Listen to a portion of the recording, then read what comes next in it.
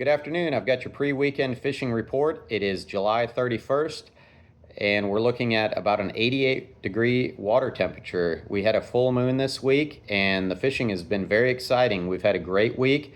What's nice about the full moon that's going on right now is right at sunlight, I'm having a good bite, and then you get a bit of a lull for about an hour. Then what I would say mid-morning, which is realistically not that far into the morning, say 7:30, 8 o'clock, I'm starting to have a really phenomenal bite. If we're not limited out and we're still out there, say 8:30, 9:30, there's been some massive roaming schools and it's been a lot of action later in the morning. Most of the time I'm leaving the dock at about 5 to 5:15 a.m. and most of the time I'm back by about 10 a.m.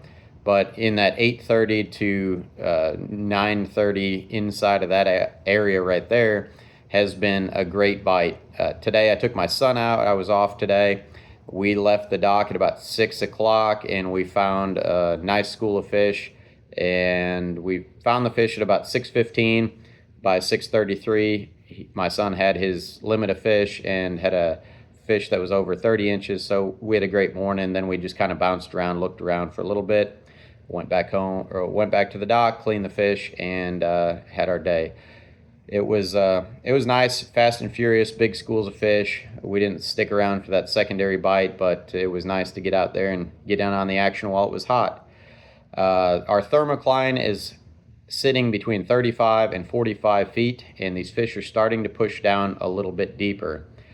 Some of the fish that I'm catching, I'm seeing them on a 65-foot bottom, 55 to realistically about 70-foot bottom, and a lot of these fish are down there in the bottom feeding on crawdads.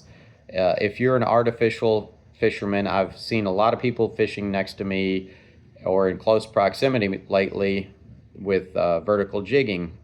I've not seen very many people that were uber successful at that lately, and these fish are on the bottom feeding on crawdads, and I don't use crawdads as live bait, but I put my bait down there with these fish that are feeding on the bottom, and they usually eat our threadfin shad, but they're eating the crawdads because they're down there because the thermocline has pushed them down there. If you're vertical jigging, and you want to look at it on your graph, that's a tactic that does work, but from what I'm seeing, it doesn't seem like it's very successful across the board. Putting a jigging on the bottom could be an effective tool for you if the tool that you're using is not working. If you are jigging and you are doing something and it is working, don't change. But I see people sit out there for hours doing the same thing over and over and over and over, and they aren't really changing anything. You've got to change some of your tactics if the bites aren't happening. For example, even with my live bait fishing, we're running 4-ounce weights with swivel and about 36 inches of leader on that. I had a few times where the fish weren't very active. There was big schools of fish, but what I was doing was I would take my weight and I would just drop way past the fish, and I would just rip my lines right through the middle of the fish with my bait, and I would just stop right in the middle of them. About 50-50, they would just come up and just slam it on the way up. I could just sit still, and then have my bait swim around, and hopefully it would work. But when it's not working, you have to change tactics. You have to be proactive. You can't just say, they're not biting. There's little things that you can do here and there. The guys that are spooning, sometimes an oversized spoon, if you see schools of fish, sometimes you can cast those spoons out there and you can slowly reel and you could draw fish to your boat. I think that's an effective tool too. Simplicity, being quiet, stealthy, I think that's key. The areas that I get in when there's a bunch of boats jammed together with a bunch of sonars going on and a lot of activity going on, it just doesn't seem like those areas hold fish for long periods of time. It's just short bursts of activity. So generally when I start getting seeing a bunch of boats fish in an area that I'd been fishing, I just find someplace else to go to and trying to see if I can't find better luck in those areas. Other than that, there's other than the live bait and vertical jigging and spooning, trolling is very, very effective. A friend of mine, Tracy, out at Blue Diamond, him and his wife Candy have put about 100 stripers in their boat in this past month. Trolling was something that was very big for a lot of people for a lot of years. Live scope came around and people let their downriggers collect dust. They forgot about it, but I'm telling you, it's a very, very effective tool. It's a very, very good tool that anybody can put on almost any boat. You can, whether you have downriggers or not, you can use lead core line. You can troll a variety of different ways. If you do want to jig, one thing I would suggest is trolling around with your trolling gear, whether you're running umbrella rigs, jigs, swim baits. There's a lot of different things. You can run 4 different rods with 4 different lures, figure out what works for you. If you get onto a massive school of fish while you're driving around, because you're going to be covering more water when you're trolling, if you get on one of those big schools of fish, you can always just reel in your trolling gear and start jigging. It's just that simple. It'll give you a good idea of what's going on in different areas. Instead of just fishing a small 100-yard stretch, you can cover miles in a morning, and it could be a very, very effective thing.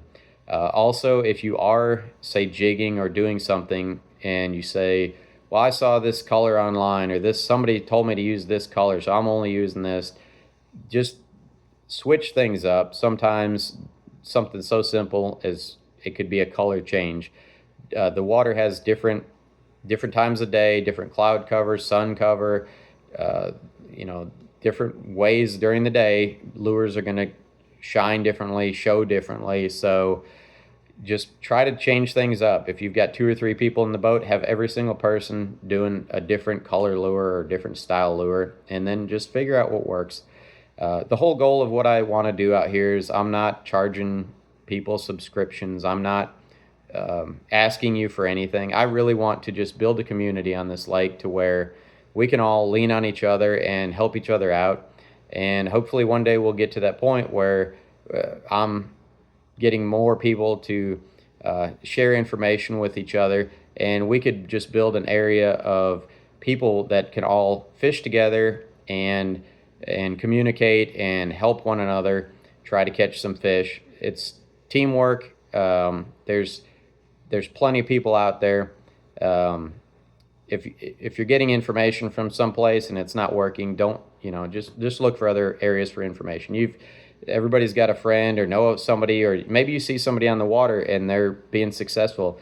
Just reach out. Most everybody's pretty cool with each other. If you see somebody doing something and you see them just tearing up some fish, just reach out to somebody, make a friend, ask somebody what they're doing. Maybe they can help you out. And most everybody out here is open-minded, and we're here to help one another. So let's just keep building this community. I'm proud of seeing all the catches that everybody shares with me, that they've learned or picked up a technique over the course of watching some videos, and I'm excited to see some of the future catches that y'all get.